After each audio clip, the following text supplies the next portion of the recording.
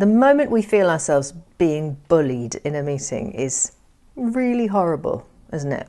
And I think there's something really specific that you have to do in that moment, which is a bit counterintuitive. I think what you have to do is thank the bully.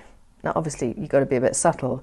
But if they make a point that there's any kind of agreement with, anything that you can really see as a common purpose, say, great point or thank you. The reason I think you should do that is it unseats them.